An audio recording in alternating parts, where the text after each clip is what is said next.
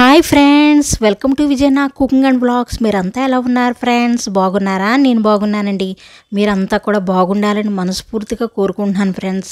ఈ వీడియోలో మీకు ఈ బ్లాక్ కలర్ది డ్రాయర్ చూపిస్తున్నాను చూడండి. ఇదైతే మేము చేయించుకోవడానికి ఒక 5000 రూపీస్ వరకు అయ్యిందండి. ఇంచుమించు ఒక 7 years అయితే పడుతుంది ఇది చేయించి. అంతకుముందు అయితే దీనిపైన మేము టీవీ అలాగే DVD ప్లేయర్ ఇవన్నీ కూడా పెట్టుకోవడానికి ఉపయోగించేవాళ్ళం. తర్వాత ఇంకా టీవీ ఇవన్నీ పోవడం వల్ల ఇంకా ఈ డ్రాయర్ అనేది ఇంకా కిచెన్లో అయితే వేసుకుని కిచెన్కి సంబంధించిన ఐటమ్స్ అయితే పెడుతూ వచ్చాను. ఇలాగే చిన్న స్టోరేజ్ ఇవన్నీ కూడాను సీసాలు ఇవన్నీ ఒక వైపున అలాగే అడుగున అయితే సేవడి సామాన్లు ఇలాంటివన్నీ పెడుతూ వచ్చానండి. ఇప్పుడైతే ఈ డ్రాయర్ని ఇంకా అమ్మేద్దాం అనే ఉద్దేశంతో ఇంకా తెలుసున్న వాళ్ళకే ఇంకా ఓలెక్స్లో పెడదామా అనే ఉద్దేశం అయితే అనిపించింది. కానీ ఎందుకులే ఇంకా తెలిసిన వాళ్ళు కావాలన్నారనే ఉద్దేశంతో వాళ్ళకైతే ఇచ్చేస్తున్నాము. ఇదైతే ఉండే కొలది మన సామాన్లు కూడా బాగా ఎక్కువగా ఉంటే హౌస్ మారేటప్పుడు అయితే చాలా ప్రాబ్లం అయితే ఫేస్ చేస్తున్నాం ఫ్రెండ్స్. ఎందుకంటే హౌస్ మారేటప్పుడు చూడాలి, మనం సర్దుకున్నప్పుడు అయితే సామాన్లు మనకి ఇంతేనా ఇవే కదా ఉన్నాయి అని అనిపిస్తుంది. కానీ సర్ది ఒక్కొక్కటి మన సామాన్ని పక్కన పేర్చేటప్పటికి మన సామాన్లు చూసి మనకే బాబు ఇన్ని సామాలా అనే ఫీల్ వస్తూ ఉంటుంది.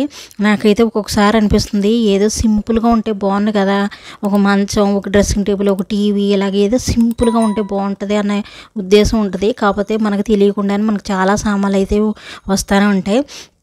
ఈ అడుగు నుండి డ్రాయర్లో ఉన్న సామాన్లన్నీ కూడా తీసి ఇలాగ ఈ షెల్ఫ్లో అయితే సర్దడం అయితే జరిగిందండి. చాలా వరకు ప్లాస్టిక్ సంబంధించింది ఏది కూడా నేను ఉండకుండా ఉండడానికి అయితే చూస్తున్నాను. ఇందులో కూడా మీకు అక్కడక్కడ ప్లాస్టిక్ కనపడుతుంది, అవి కూడా త్వరలో తీసేయాలనుకుంటున్నాను. చాలా వరకు మా అమ్మగారు ఇచ్చినవి అలాగే మా అత్తయ్య ఇచ్చినవి ఏవైతే ఉన్నాయో అవి మాత్రమే డబ్బాలు అలాంటివి ఇంకా క్యాన్లు వాటిల్లోనే ఇంకా స్టోర్ అనేది చేసుకుంటున్నాను. ఎందుకంటే మనకి కిచెన్లో ఎప్పుడూ కూడా ఇంకా ప్లాస్టిక్ ఐటమ్స్ అనేవి చాలా వరకు తగ్గిస్తేనే హెల్త్ పరంగా కూడా మనకు బాగుంటుందని నాకు అనిపిస్తుందండి. ఎందుకంటే ఇప్పుడున్న కాలంలో హెల్త్కి చాలా ఇంపార్టెన్స్ ఇవ్వాలి. ప్రతి ఒక్కళ్ళం కూడా మనకి ఏదైనా హెల్త్ ప్రాబ్లం వచ్చిన తర్వాత మనం ఫేస్ చేసే కన్నా ముందుగానే మనకు తెలుసున్న విషయాలను మనం పట్టించుకుని కొంచెం జాగ్రత్తగా ఉంటే బెటర్ అనిపిస్తుంది. అలాగే స్టోరేజ్ కూడానండి, అలాగే స్టీల్ డబ్బాలు ఇవన్నీ ఉన్నాయన్నీ ఒక వైపున పెట్టుకుని మనకి నచ్చిన విధంగా ప్లాస్టిక్ని కొనుక్కుని మనం వాటిల్లో ఈ కిచెన్కి సంబంధించినవి అన్నీ కూడా వేసుకుని గ్రాసరీస్ అన్నీ వేసుకుని మనం పోగు చేసుకుని ఇలాగ పక్కన నీట్గా సర్దుకుంటే చూడడానికి అందంగానే ఉంటుంది. కానీ ఆ స్టోరేజ్ అలాగే ఈ ప్లాస్టిక్ డబ్బాలు కాకుండా ఈ స్టీల్ డబ్బాలు ఇవన్నీ కూడా ఇంకా ఎక్కువైపోతున్నాయి. ఇంక ఇలా కాదని చెప్పి ఇంక మొత్తానికి అయితే సర్దడానికి అయితే కూర్చున్నాను ఫ్రెండ్స్. ఇంకా ఇలా సర్దడానికి మీకు చూపించిన విధంగా చూస్తుంటే మీకు చాలా తక్కువ టైంలోనే అయిపోయిందేమో అనిపిస్తుంది. కానీ ఇది సర్దడానికి అయితే నాకు ఒక పూట అయితే పట్టిందండి. ప్రతి వస్తువు తీయడం, ఏది అవసరమో ఏది అవసరం లేదో తీయడం, దాని ప్రకారం సర్దుకుంటూ వచ్చాను ప్రతిదీ కూడాను. ఇంకా గాజుకి సంబంధించిన సామాన్లు అయితే ఇంకా ఇటువైపు ఇలా పెట్టుకున్నానండి. అడుగునైతే ఇలాగ ప్రస్తుతానికైతే ఈ విధంగా సర్దాను. వీటిలో కూడా తీయవలసినవి చాలా ఉన్నాయి, అవి కూడా తీస్తూ ఉంటాను.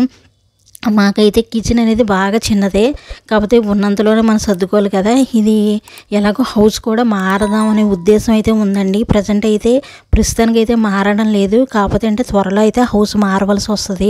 ఎందుకంటే ఎంత చాకిరీ చేసినా ఏదో ఒక మూల ఏదో ఒకటి ఇంకా చేస్తానే ఉండవలసి వస్తుంది. అక్కడక్కడికి చెదపట్టడం అలాంటివి జరుగుతున్నాయండి. దానివల్ల నాకు ప్రాబ్లం అయిపోతుంది. నేను ఎక్కువగా ప్రతిరోజు ఉదయం నుంచి సాయంత్రం వరకు ఈ ఇంటితోటే సరిపోతుంది. నాకు ఏదైనా వర్క్ చేద్దామన్నా లేదంటే మిషన్ కుట్టుకుందామన్నా ఏదైనా ఏదో ఒక ప్రాబ్లం ఉంటుంది.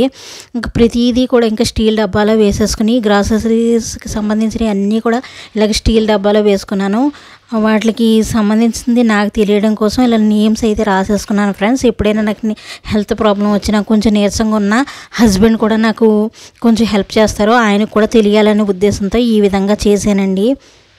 చాలా వరకు పచ్చళ్ళు అవి స్టోరేజ్ చేసేటప్పుడు కూడా నేను ఎక్కువగా సీసాలోనే స్టోర్ చేసుకుంటూ ఉంటాను. అలాగే ఫ్రిడ్జ్లో పెట్టే ప్రతి ఐటమ్ కూడా నేను ప్లాస్టిక్ అనేది ఎక్కువ కలర్స్ అయితే ప్రిఫర్ చేయనండి. ఎక్కువ వైట్ కలర్ ఉండేది, అది కూడా మనకి ప్లాస్టిక్ అనేది చక్కగా ఉండేటట్లు ఎక్కువ రోజులు మనకి మన్నేటట్లుగా ఉండేవి చూసుకుంటాను. కాస్ట్ ఎక్కువైనప్పటికీ కూడా వాటిలోనే ఇలాగ పచ్చిమిర్చి కానీ ఏవైనా స్టోరేజ్ చేస్తూ ఉంటాను. అలాగే కొంచెం సీసాల్లో కూడా పచ్చళ్ళు అవి పెట్టుకున్న ఫ్రిడ్జ్లోనే డీప్లో కాకుండా మామూలు నార్మల్లో పెట్టుకుంటూ ఉంటానండి. ఈరోజైతే ఇంక ఇవంతా పని అయిన తర్వాత ఇంక చేప ముక్కలు ఉంటాయి, వాటిని ఫ్రై చేస్తున్నాను ఫ్రెండ్స్. ఆల్రెడీ నేను ఎప్పుడు చేపలు కానీ చికెన్ కానీ ఏదైనా తెచ్చుకుంటే 2-3 సార్లు వండుకుంటూ ఉంటాం మేము.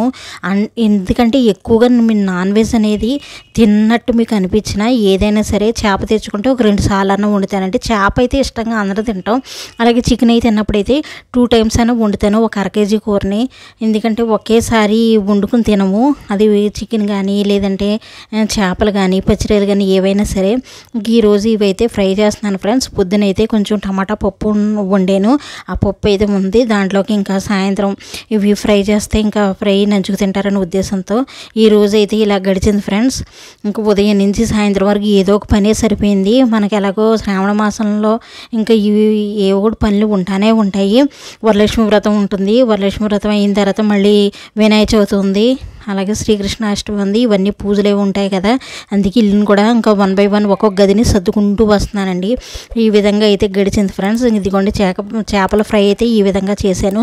మీకు కనుక నచ్చితే కామెంట్ సెక్షన్లో తెలియపరచండి. అలాగే మన ఛానల్ నచ్చితే ప్లీజ్ సబ్స్క్రైబ్ చేసుకోండి ఫ్రెండ్స్.